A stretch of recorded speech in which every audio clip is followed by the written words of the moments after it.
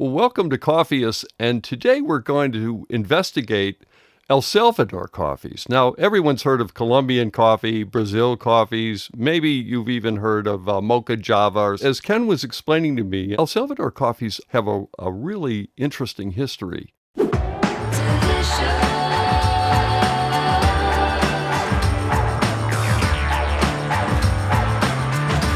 El Salvador is the smallest country in Central America. In the modern times, it has a very colorful and interesting coffee history. When I first started in coffee, and specialty coffee was just starting in the 70s, for me, the whole world started in the 70s with specialty coffee. El Salvador produced a very, very large amount of coffee for such a small country. It produced about, I think it was fifth or sixth in the world in a normal year in the 70s. El Salvador was a favorite origin for specialty food stores that didn't want to have the ordinary Colombia, so they would put in El Salvador. And it was renowned for being very sweet, balanced cup, unlike Colombia, which had a reputation for more forceful acidity and bigger body. El Salvador was dominated by large growers. It still is to a degree, very sophisticated farmers. What happened is in the 80s, it turned into a civil war, let's say, but it was a violent unrest. And there were death squads and that whole sad kind of scene in the 80s. And coffee was just pretty much abandoned. A lot of brilliant coffee lands that were basically just let go. In the 1990s, with peace, the producers started to come back to coffee. And when they came back to it, it's sort of like they came back to coffee that time had forgotten for a decade. The varieties that they planted and expanded were traditional varieties. I'll talk about those in a minute, but they weren't a lot of the newer hybrid varieties that were being planted elsewhere. And that's remained El Salvador's strength, and that's why this cupping should be exciting today, because they've maintained. I'll go into what happened afterwards, more history, but they've maintained those varieties.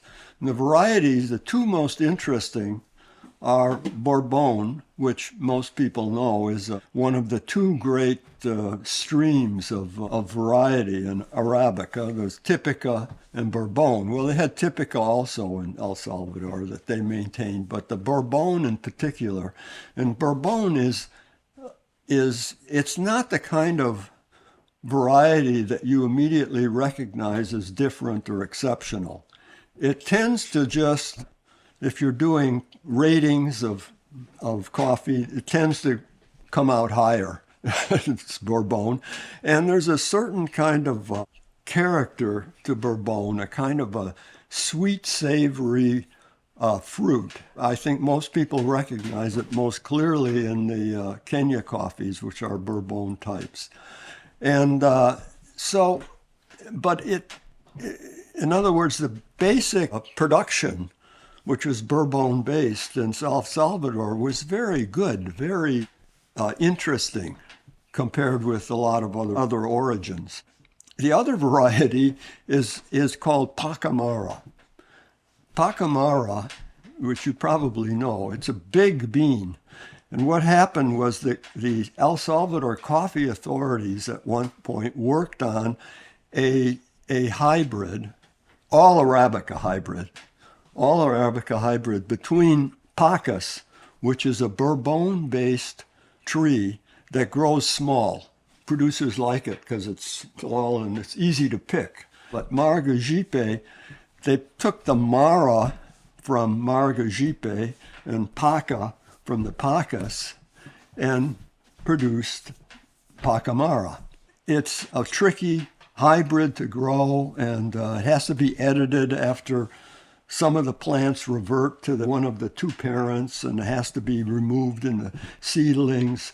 But nevertheless, it has two things. It has these big showy beans, which people can recognize. Oh, it's different. That's big beans. Oh, yeah. And the other thing about it is that it tastes a little different. It tends to have this deep, sweet, savory character. And also, I hope we get some today, these fine, floaty floral notes. I mean, that's at its most characteristic. But it's always a good cup. So those two varieties increasingly that were grown in El Salvador and really dominated the production. Starting in about 2004 with a Cup of Excellence, a green coffee competition, specialty world began to recognize how exceptional this was.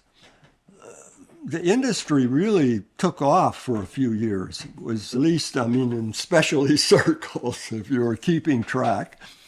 Certainly all the dyers knew about these El Salvador coffees. Then the rust hit in 2012, another disaster. In this case, of course, the trees that they were planting, these precious varieties, were particularly susceptible to rust. Whereas in other countries which had planted hybrids with Robusta in them, like next door to, to El Salvador, they planted almost all hybrid varieties. So at a time in the rust when the El Salvador production just plummeted, 60, 70% drop off in production, eventually they came back. The industry has reconstituted itself. At this point, you see the coffee community, the specialty growing community in El Salvador had a choice, right? They were at a crossroads. They could go with the hybrids, plant like Honduras did, or they could stick to their older varieties on which the fame of their industry was based. And they decided to take the high road. So what we have today are revivals, I hope, very select and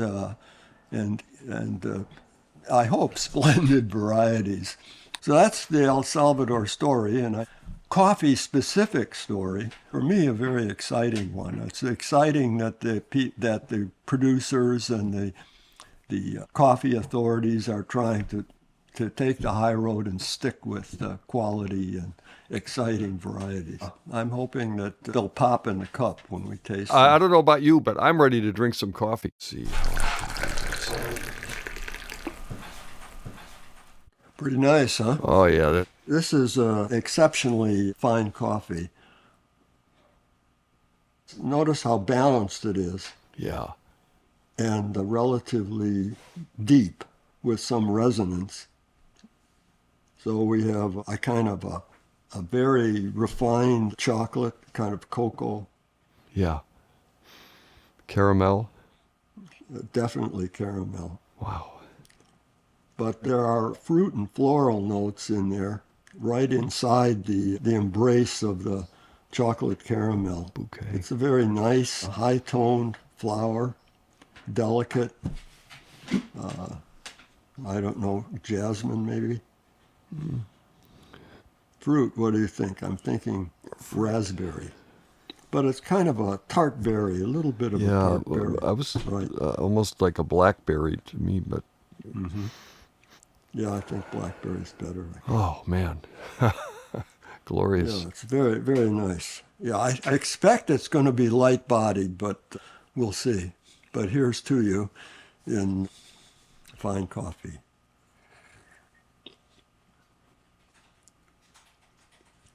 It is very light-bodied, but really alive. It's one of those coffees you take a sip and it's pleasurable right from the sip down into the finish. Yeah. Yes. And let me say, I'm not in the pay of the El Salvador Coffee Board.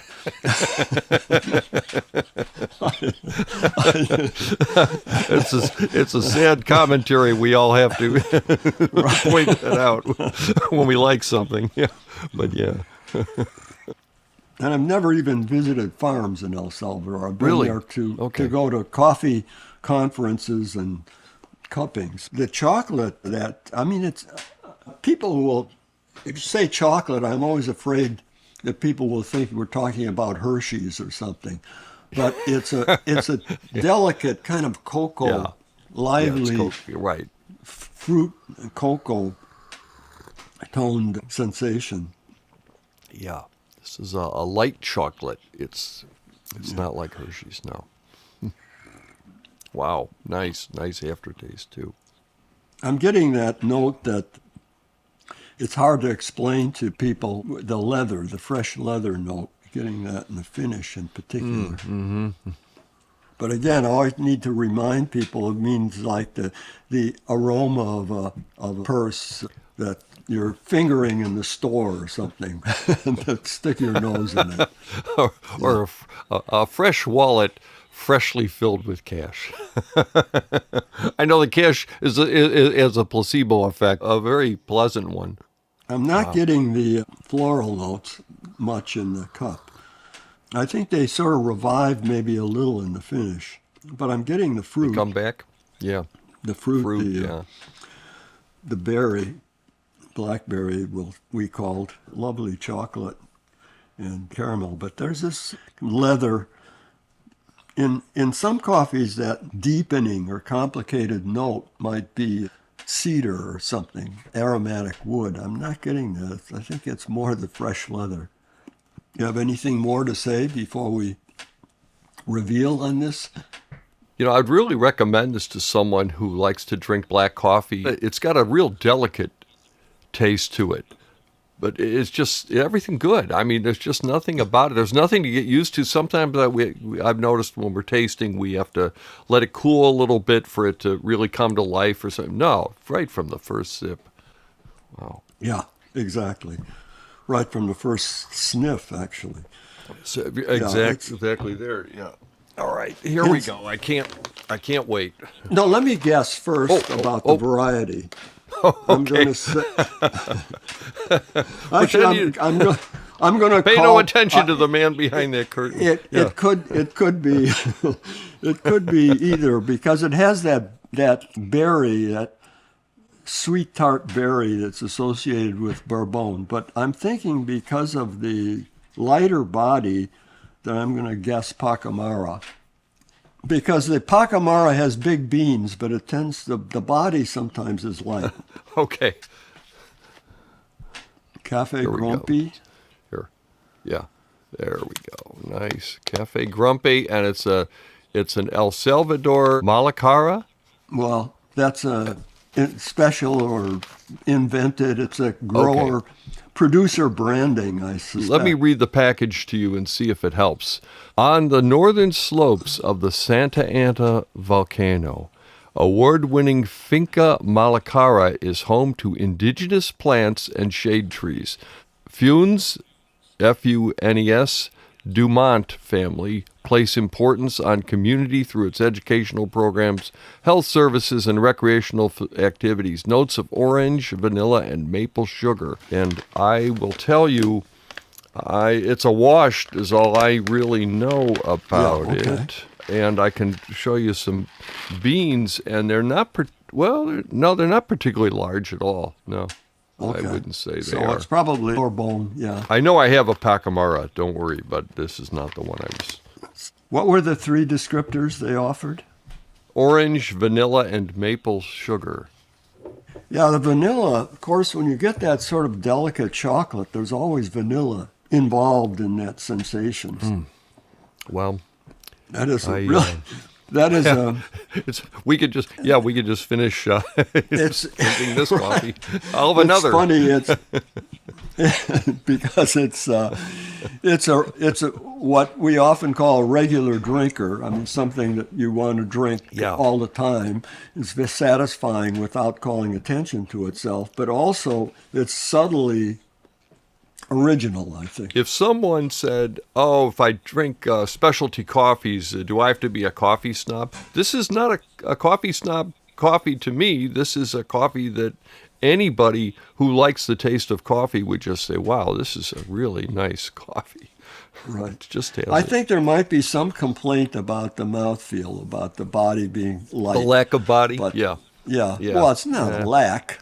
It's just lighter. That's all. It's less pronounced, and it Right. hefts on the tongue in a lighter way. And this kind of coffee, you might say, the texture is silky Silky, rather but than yeah. rather than syrupy or plush or anything. In other words, it's not thin-bodied. No. And Yeah. it's not so bright that it's got that acidity. Right. It's really nice. Well, this is like the El Salvador of the 70s. 70s, okay. Yeah, clean, simple. In my first book on coffee, characterized as a kind of a concluding sentence in my section on El Salvador, I said, a coffee for the silent majority. People weren't manifesting much in the political world. This is one of those coffees you say, well, it's balanced, but it doesn't have too much to balance. Right. But it's pleasant, clean. There's a kind of aromatic wood, but not wildly aromatic, not powerfully aromatic. Just a pleasant, yes, yeah, definitely. Simpler in the sense that the aromatics are flattened out a bit.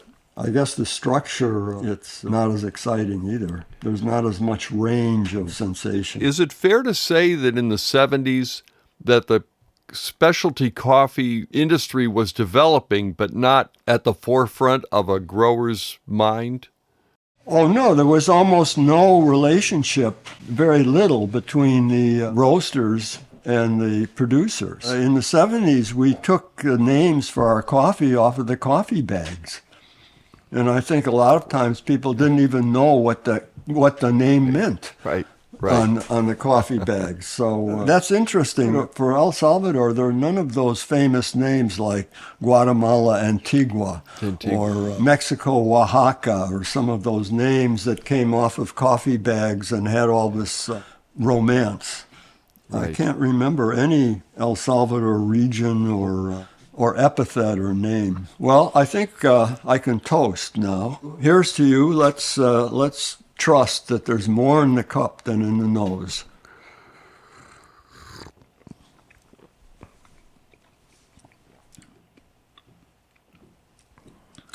No, there isn't. Nothing that would call attention either in a negative or positive sense in the cup, I think, or in the nose. And there's not much acidy brightness, but there's enough so it's alive.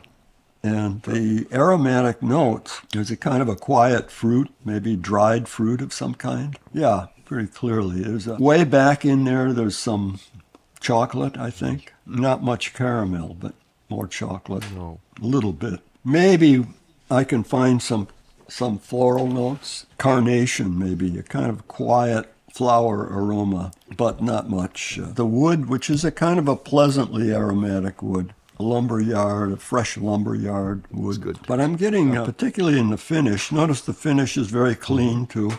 Yeah. I'm getting a distinct kind of raisiny fruit or prune.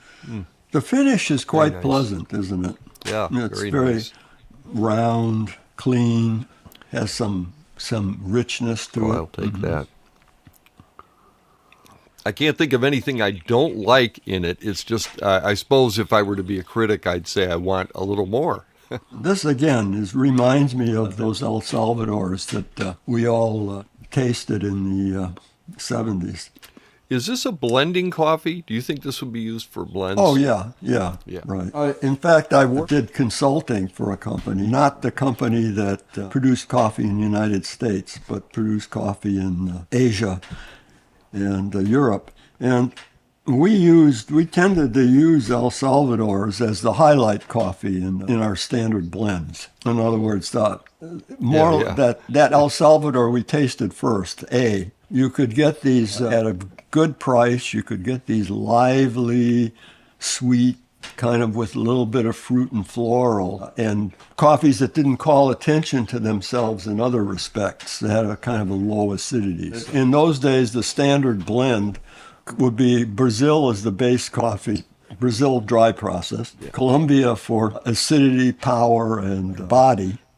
And then you wanted some coffee usually as Central America, but increasingly people used Ethiopia to kind of give it a little liveliness, pick it up with some. This coffee would not be that coffee, but the previous one would be.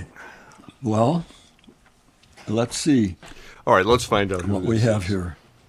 I think I know, but I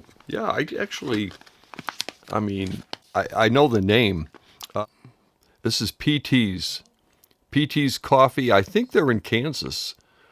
Yeah. Topeka, Kansas. Am I right? Oh, yeah. Let me right. see. Oh my gosh! I think it's on the back of the bag.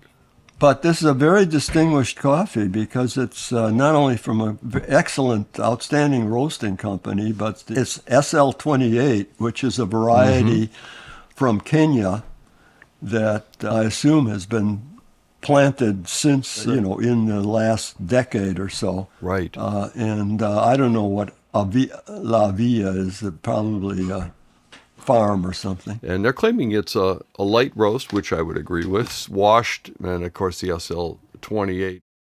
The SL28, as after the revelation of Geshe and how the importance of variety, both in terms of how coffee tastes, but also in terms of publicity and marketing, variety has become very important in distinguishing a coffee.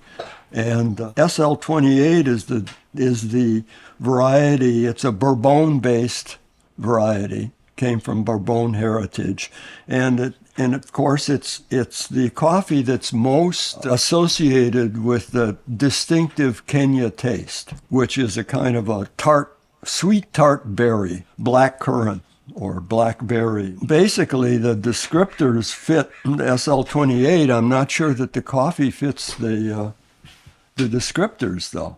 The first one we had, definitely, not closer to.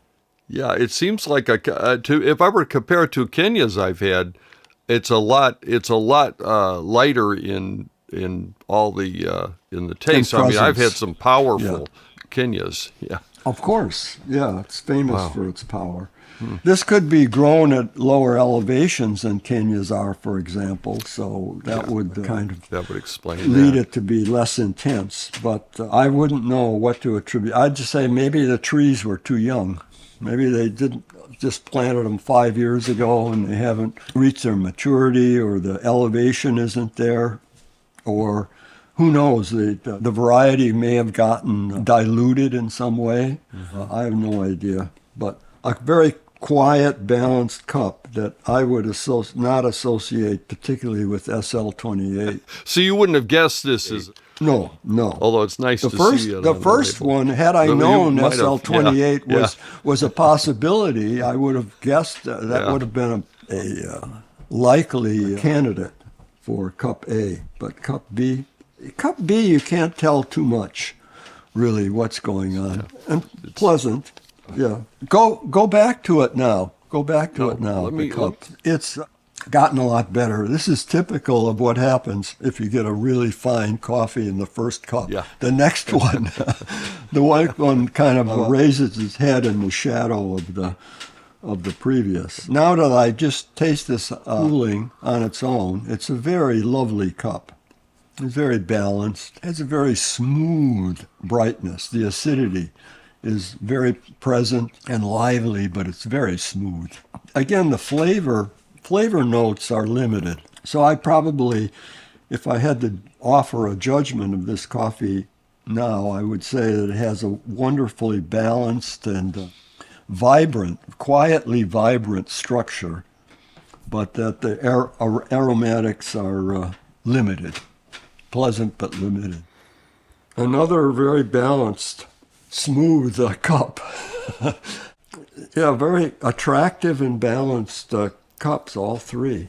Amazing. Let me put it this way. If I were to introduce the product that I've been thinking about, an aftershave as coffee, these samples would be a good guide. I don't know if it's marketable. Smells like coffee? So obviously I smell like coffee anyway, but it's not everyone is so lucky. Yeah, this is again, it's so strikingly balanced. Yes. And I think that we need to acknowledge the importance of balance. Balance doesn't mean an absence of elements to balance. Yeah, the elements are there, but none immediately call attention to itself. They remain resonantly part of a matrix of pleasure. That observation definitely fits this coffee. The floral notes are quite pronounced, I think. Much more so in the previous A and B. The floral notes, I want to call them aromatic orchid, which is probably too pretentious and exclusive a term, but it's a very sweet but substantial floral note. And then there's a nice berry-like fruit, I think. It could almost be blueberry, but that would suggest that this is natural processed, and I don't think it is. And there's really a kind nice of wood or leather note as well. I'm trying to fish it out here. It's sweet. It could be cedar, could be fir, but it's a very nice, quiet, aromatic wood. Yeah, I'd go with cedar. Okay. What do you get in the fruit? I don't know. I think it's a berry. And I would say a fresh blueberry, not blueberry. We associate blueberries with cooked blueberries not and the blueberry jam. pancakes and the jam and so on. But this would be the. I know fresh blueberries can be disappointing because you have in your memory blueberry jam or blueberry pancakes, and the fresh fruit is sometimes disappointing. But disappointingly natural. Nice. Disappointingly. Yeah. We like things goosed up. We're used to it. It does, right. It's a distinctively different from the other two, but in the sort of, you can tell that there's some relationship. Oh yeah, all three. It's almost like the producers in El Salvador, who tend to be well organized. It's almost like they've decided, well, we have to go back to the great classic El Salvador cup, and they've done it based on these three samples. Yeah. Warner Brothers, MGM, and Universal get together, and they all say, we want to put out some great family-friendly films, that are going to be just, right. I know, in the tradition of Old Yeller, Yes. I'm toasting you now, Kevin. Good. Thank you. To your health, my friend. Okay. Yeah.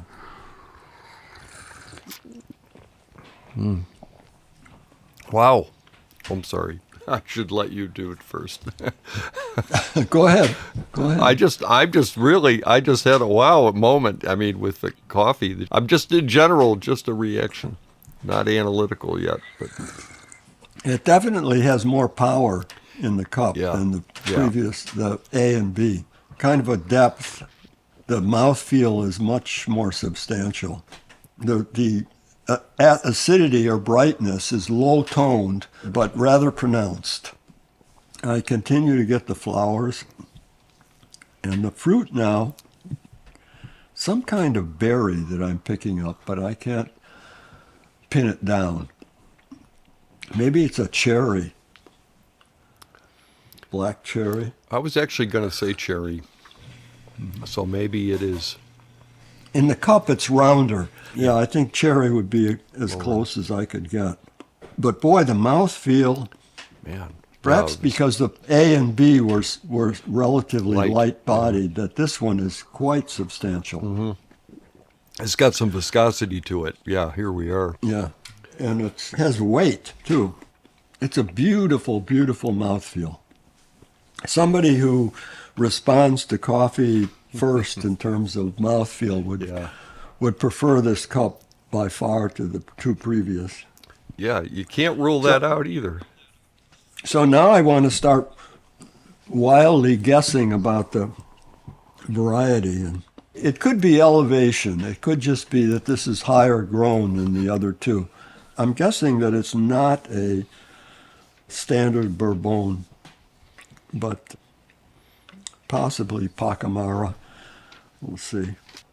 I mean, people have to realize that when you get cups that are so classic as these three, it becomes difficult to pick out the details and respond to the details. So I'm making that excuse in advance for myself. Nice cup. What is this coffee, Okay. Kevin? This is a Pocillo is the brand. Roasted by Cuba Coffee in Davie, Florida. San Salvador region. A red Bourbon, fully washed. Oh, okay. I tried to get a pink Bourbon, and I got a red Bourbon. They don't have pink. Pink Bourbon is a variety associated with Colombia. So that's why I didn't find one. Yeah, it's one of these new candidates for great origin. And red Bourbon is absolutely classic. Yeah. This is a ridiculous guess or ridiculous observation I'm going to make, or speculation, let's call it, is that they're old trees. They're not new trees. Maybe that accounts for this power that the kind of a either good that thing. Or elevation. Yeah. Did they give elevation on there? I was hoping to find that, and I don't have that. Okay. This is one company that I couldn't reach on the phone. Nice coffee. Nice coffee. Very nice. South Florida, I'm assuming. Yeah, really. Boy, that mouthfeel is just something yeah, else. it is, isn't it? It's heavy and perfect. Full but lively. Full mouthfeels that are dense and inert. They just sort of sit on the tongue. And this one does not. This one's buoyant and alive, but very substantial. Wonderful feature of this coffee. But it has all its other quietly good stuff going on with it too. Would you say that old growths are trees in general are a good thing? Mature trees? Not necessarily. I mean, you have to look at it from the producer's point of view and the consumer or aficionado or coffee enthusiast's point of view, right? From the producer's point of view, the trees, I believe, tend to get less productive at a certain point if they're very old. Okay, so the output's less. Yeah, but Yeah. that's just that's a big generality. You know, in Kona, where they've been able to maintain old Typica growth in some farms, where they have a grove of Typica that's maybe 60 years old, they're still producing very well. So it really depends on the all sorts of factors that go beyond the age of the tree. That's such a speculative thought that the power that this coffee has that the other two cups don't is owing to old growth. I'm guessing that because it's a classic El Salvador variety red Bourbon. It's probably a goofy out of ungrounded speculation. I'm always looking for the magic bullet, the theory that, what is it that just knocks this one to where it is? Well, I wouldn't say it, we'll get to it later. I wouldn't say it's a better cup than A. Yeah, I understand, but it's a powerful mouthfeel, cup. Yeah. Exactly. It has much more power. More there as it has more a kind of a more substantial, quiet, low tone, but substantial acidity, and it has a much bigger body. Yeah, this is a great coffee. I would highly recommend this to police officers that are sitting on the side of the road with a thermos, clocking me as I go 10 miles an hour over the limit. I would say this would be a great sipper while you're doing that. Just a great, it's because it's the man's coffee. It's got the more substantial to it. And meanwhile, we got two more to taste, but I'm really enjoying this. I've enjoyed all of them. You want to try another coffee? Yes, I'm ready. Ah, it's a little different. Yeah. Very nice, but different. Yeah. Yeah. It's a little less classic and more distinctive. I'm getting that a kind of a pungent, low-toned berry note. Right away, right from the get-go. Yeah, yeah. Noted. And then back underneath is a kind of a dark chocolate. Flowers are well integrated, but it's kind of a, I'd say lily, really, a kind of a fresh lily, not a one that's been sitting in the vase for very long. Or rose, it could be a rose. So altogether, it's much lower toned and deeper than the first three samples, I think, but in a very pleasant way. There's a little kind of ambiguous note, right? Kind of a pungent. Yeah. Pungent is right. That I find pleasant. Yeah, it's pleasant, but what is it? Well, I think it's just a tone. It's something. Well, what do you associate? I guess everything doesn't have to be analogous to something else, but I'm not sure. I'm definitely smelling a pungent note in there. Yeah. Well, there's an aromatic wood that kind of gives substance or weight to the whole profile. Maybe again, this is distinctly cedar-like, I think. I'd go with cedar. Yeah. Yeah. There's a kind of a dark chocolate, not a very sweet chocolate, and baker's chocolate. a kind of a low-toned flower, rose, or I'm going with rose now, more than lily. Yeah. And the fruit. The fruit is a complex note. Yeah, but what a note. Yeah, it's beautiful. So it was some kind of berry, blackberry maybe. Lovely nose on this. It's really nice. Boy, these are winners, aren't they? Yeah. Yes. Oh, here's to you. Your health. Here's the to El Salvador coffees. Here we. Well, there's something making this cup distinctive in respect to the other three. And it could be processing method, or it could be variety. Or we could attribute to either processing method or variety. It could be, a natural process, and that accounts for this depth and richness to the fruit. Yeah. Could be, again, variety. The Pacamara tends to be wayward a little bit. I mean, it's not as predictable, perhaps, as other varieties.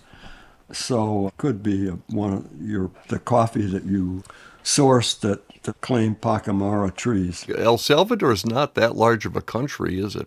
It's the smallest Central American country. Smallest of the Centrals, yeah. Yeah, I think starting all of the Central American countries have a rich coffee history, but El Salvador has, to me, more interesting.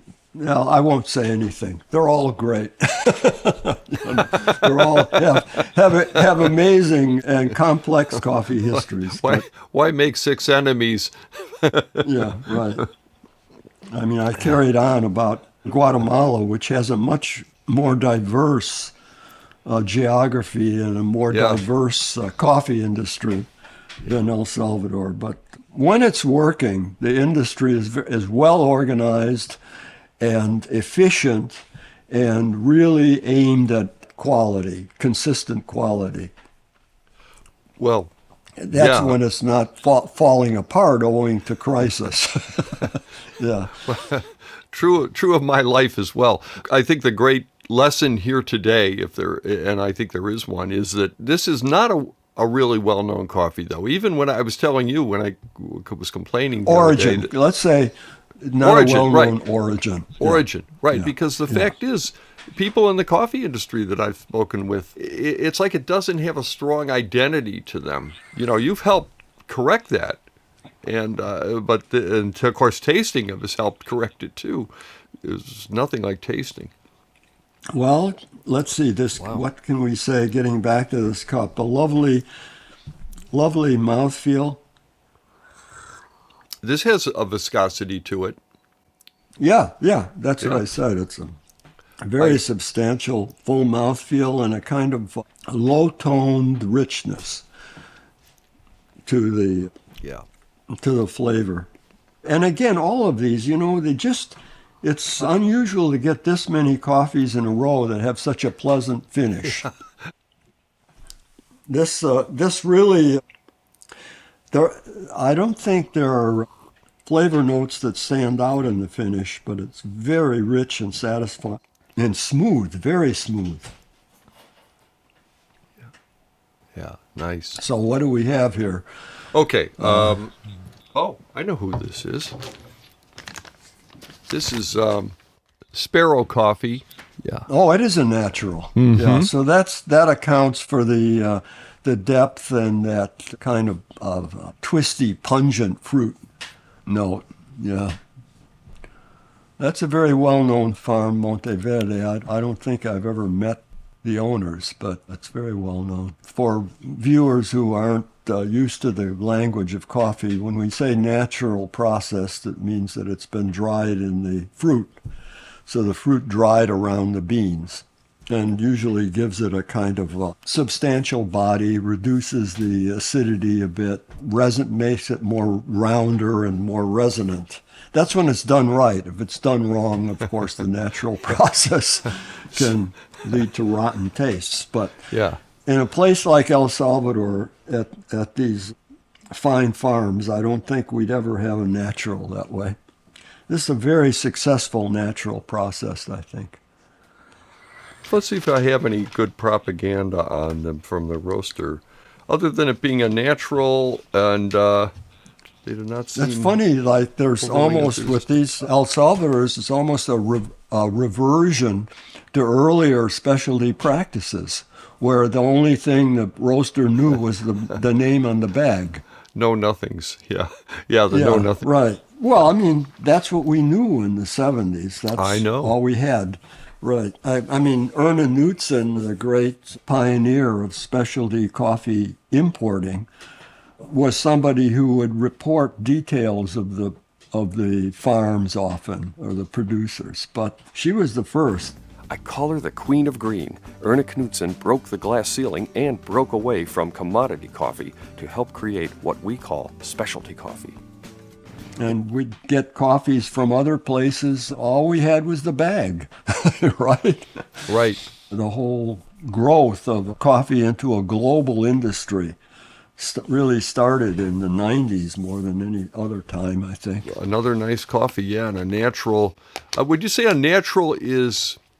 Let's say natural process. Let's try to get in that habit. So right, because there are. Yeah, I understand there's multiple natural. The term is used in more than one. No, I meant that all coffee's natural, right? Right, natural grown. Yeah. Yeah, and so I try to get myself in the habit of saying natural processed and washed processed. Yeah. But at any rate, go ahead. This is the only natural process so far in our tasting. And would you say the natural process is a greener process? Or is it it takes less, right? Takes less water? Well, it takes less water. So it's attractive to farms in that respect by far. Yeah. In the classic washed method, you use a lot of water, and the water can't just be dumped in some creek because it's stinky. The water that's used so it has to be put in settling ponds where the solids settle out. Maybe there's 3 ponds in a row, and then it's released into the environment, but it's not very tasty or safe to drink. It still has to be subject to some kind of activity. On the other hand, the natural it's a tricky process. The bean, as it dries, is hostage to the fruit, right? Whatever happens to the fruit is going to affect the bean. If the the processing is not managed well. I mean, now you see producers have become very good at it. They're not just putting this coffee out on a patio and let it dry.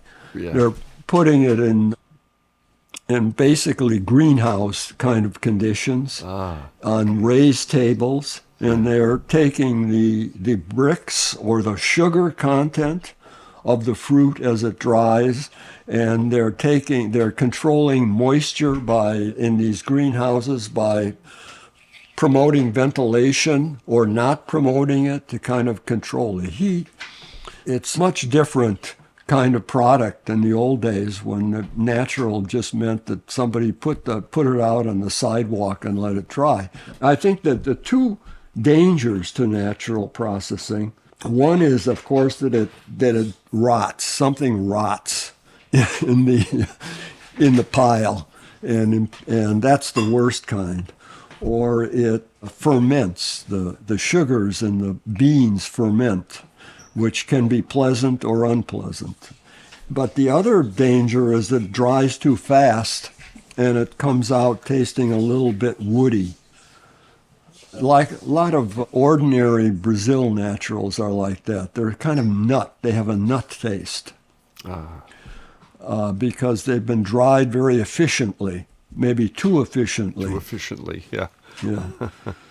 But I'm sure that producers have gotten so refined in this sort of thing that there's a lot more to say than I can say about them. Interesting. About doing it right. But you see, with the classic wash process, the coffee industry in Central America has been doing these for 100 years.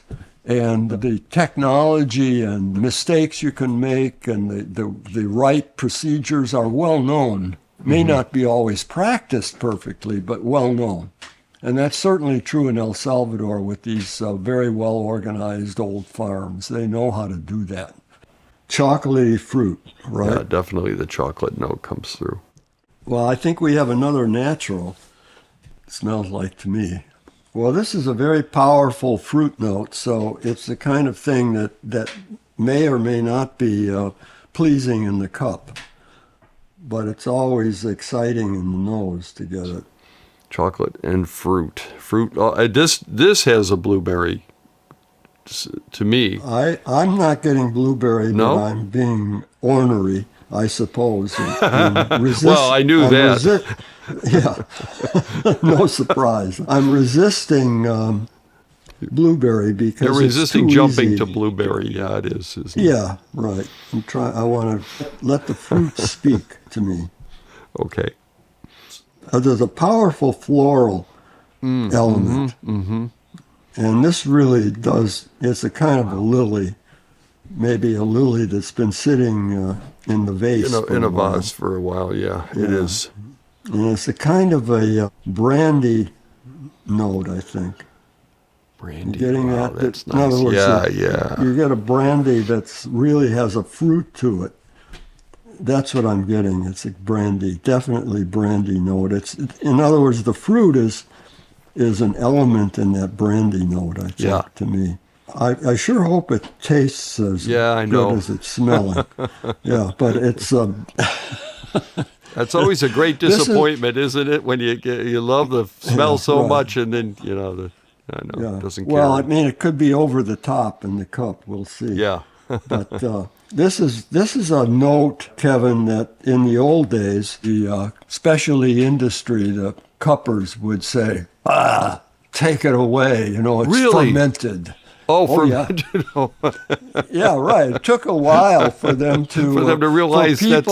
Yeah, for ordinary coffee drinkers to tell them that they were wrong. We like that. We like that thing that disgusts you so much. Yeah.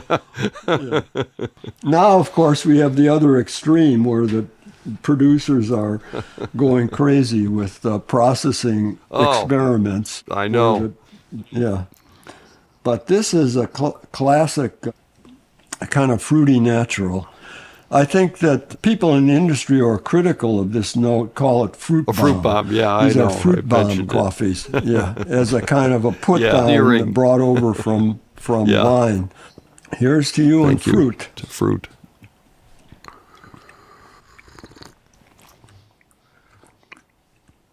Kevin, I'm going to put you on the spot and say, is this a clean natural or a fermenty natural? I think it's fermenty. I think it's right on the edge, actually. There is there's a ferment in there, but it's pretty clean. Is it? Yeah, okay. And it doesn't have, by clean, we mean it doesn't have that sort of slightly composty edge. Yeah, I don't know that I taste composted. The fermenty naturals, it's sort of like you have a piece of fruit and you can't decide whether you want to eat it because it's so sweet or throw it away because it's on the edge of rotten. And it's that edge. This doesn't have it. This is definitely on the clean side of the description. It's surprisingly simple in the cup. I expected more going on. What are you getting in the cup? What notes would you say? I'm getting something a little sour. Am I imagining that? I think that's right. Yeah. Sour. I mean, that's a bad word, right? People have bad associations. Usually in coffee review, we avoid sour because there's bad associations, and unless we don't like the cup. So we tend to say, at least I tend to say tart instead of sour. Yeah, which is not quite right for this coffee. There's a little edge, a kind of acidy edge, that kind of fruity, acidy edge to the cup, to the taste. Not my nice mouthfeel again. Yeah, definitely the viscosity in the body is great. Yeah, big plush sort of mouthfeel. It fades away. Short finish. Yeah. This is the first one in the group that's had kind of a. It's not unpleasant, but it's just not there. It's not much that just fades very quickly. We talk about it, coffee review, talk about the long finish often, which after a minute or two. And in the long finish, I'm getting a kind of chocolate, I think. Fruit tone chocolate. Kind of pleasant.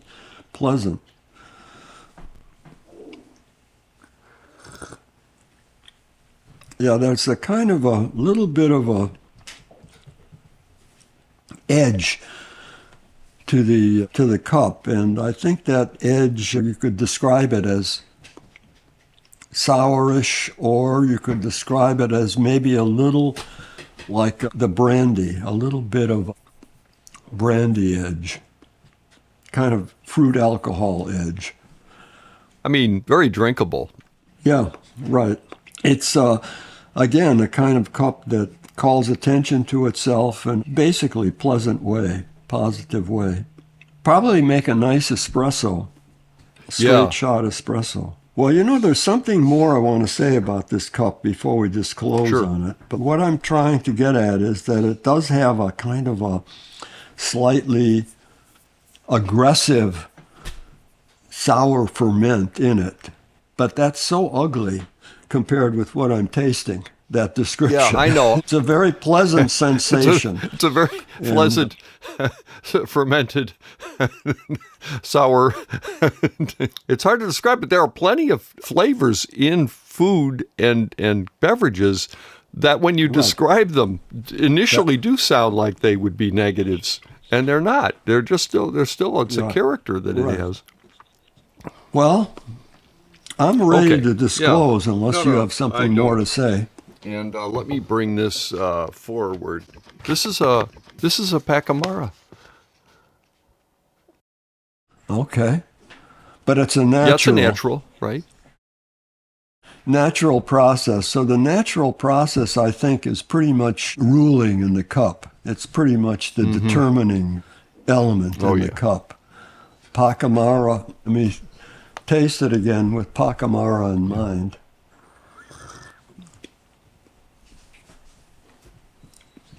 Yeah, now I can, of course, since I know it's a Pacamara, now I'm getting Pacamara characteristics. I'm so clever. Well, let me it explains something. It's, these are large beans. Wow. They are, actually. I don't know if it's possible to get a close-up of this, Dennis. as close as you can get. In the cup, I think the Pacamara character is really buried by the natural processing, but it's probably there, and if it is, it's a kind of a sweet savory. And they're saying the caramel, which I thought was not at the top, syrupy cooked berry flavors, and red wine. Cooked berry, that's pretty good. I think, yeah.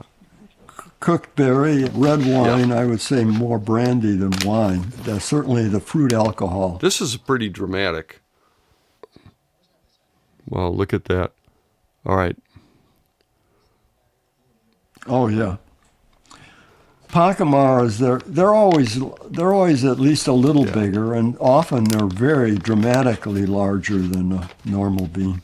Yeah, well, that's as they were describing. Again, as I said, the Pacamara really challenges the farmer because after the seedlings sprout, somebody has to go around and look at the seedlings to see whether any have reverted to the pacas, to the regular bean parent of the hybrid. So it's a labor intensive. But then of course they separate out the small beans usually with some kind of screening process. Very nice. And the roaster is one that I wasn't familiar with, Belux Coffee. And they're I think From they're where? in Georgia, if I'm not mistaken. They don't have their address on here, but if I recall them, Georgia. Right. Nice name. Yeah.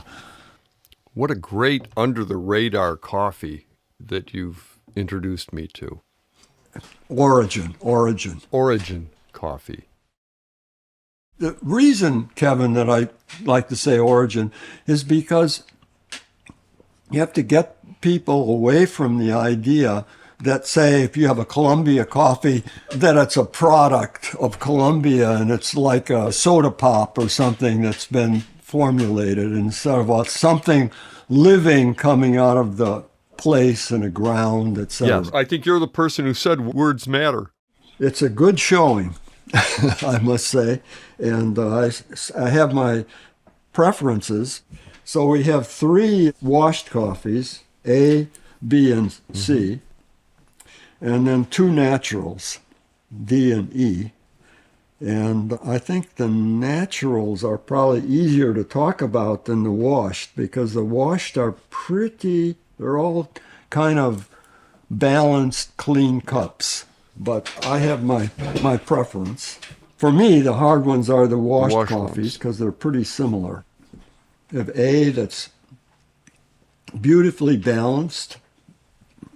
After tasting the naturals, it seems a little subdued. It's lighter. But it didn't taste subdued when I first came to it. What's so striking about bean is how sweet it is. It's just naturally very sweet. It doesn't have a lot of going on in it, but it certainly is a very, very attractive cup as a black coffee. I can't imagine that would offend anybody. I can't imagine somebody drinking B and saying, "Oh, I have to put some milk or cream in this to save it." Yeah, it just is such a lovely balanced cup. C. Boy, that has that Bourbon character. Mm-hmm. Kevin, this is a perfect representative. I mean, these 3 coffees, you have 2 coffees that one of them purports to be from a Bourbon-derived variety, but I don't get it in the cup. But boy, C. That's the red Bourbon, right? It is. That is a classic Bourbon cup. Yeah, I'd like to just sort of freeze it and put it somewhere every time I wanted to remind myself of what Bourbon can taste like. You can do that. Yeah. You taste that? Oh, yeah. That twist? Oh, boy. So that has to be my favorite, even though I have to really give it to the other 2 cups. These are 3 really fine washed coffees. I think B, which I was a little lukewarm about, perhaps even a little critical about it, I think is fine now. I mean, it's fine in the sense that it has a virtue, which is its great sweetness. That is a wonderful coffee. First one I found, too. Grumpy is A, right? Grumpy is A, yes. Of these three, I think they all have virtues, the three, A, B, and C, the washed coffees. They all have virtues, but virtue is most interesting for me with C, the Bourbon. And the first one is, I think, A is my favorite as a classic cup. And B has nice sweetness. This is the three washed, and then we have the two easiest because they're the naturals. Yeah, the cup is more distinctive. Yeah. Although I'm not sure about that now. That's what happens when they cool, you start getting a different balance. Of those three washed coffees, Kevin, how you would order them? I'm torn between these two. I've had, I just think, you're talking about A and C. I'm torn between which one would be my first choice. Man, this really had a powerful introduction to both my nose and my mouth. And then this one is like a classic cup as well. Let's put it this way, they're both great coffees. And then this one was, this is not to, every time I look at them and I go back and I taste it, any of these three are fine with me as far as coffees. Actually, I really didn't taste a coffee that I wouldn't want to drink again. I don't think it's fair to try to order them. It's kind of real apples and oranges comparison. I'd probably put the dry natural, the one that's not very alcoholic, I'd probably put that last. I'd probably put low-key, sweet, washed. I'm sorry, the poor naturals got beat up on this round for me. The more I think about it, I'm going to put the quiet natural last in fifth place, and I'd put the quiet natural as D, and then I'd put E, which is the more pungent, the more alcoholic natural. I'd put that in fourth place. Well, it's distinctive. And then right next to it, really, a very different cup would be the sweet washed coffee, which is B, the red Bourbon, C first, and the very, very nice classic Grumpy in second place. Does that look good to you, or do you have a I'm different... right with you on that, except, these two I'm not as sure about, but this is the narrowest range I think we've ever had. In that any of these coffees I'd be happy to drink again. They're all really good coffees. I have to say I'm kind of surprised the roasters weren't even so enthused.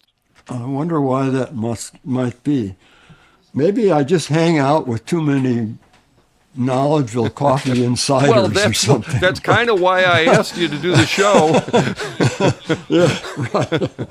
That generally acknowledge that El Salvador, has these distinctive varieties. The two characteristics, I'm speaking for insiders, I don't know. I can't speak for all of them, but two or three come to mind. I think the first thing they would say would be that tends to be a very well-prepared cup. Yes. That the coffees tend to be well, no matter what the process. And the washed coffees are particularly well-prepared and clean. And that the varieties stand out. You can taste the variety because the washed process is so clean. Now, the naturals is something new for El Salvador. And maybe 5 years ago, you didn't get many good naturals from El Salvador because they were just learning. But I think they've learned. And these two cups are very interesting naturals, and I think it indicates that the industry has figured out naturals. To imagine the collective knowledge they have about how to grow coffee and how to process it. It's awesome, and I'm tasting this in the cups. Yeah. If someone wants an under-the-radar coffee that is just, really surprisingly good, I really consider this kind of a breakthrough moment for me. I'm glad on behalf of El Salvador, because they've gone through a lot. The country and the producer have gone through a lot of shit over the years. I'm stay at peace, guys. These are great coffees. Well, I'm ready to call it a cupping. I think we've given people 6 coffees that they should consider tasting.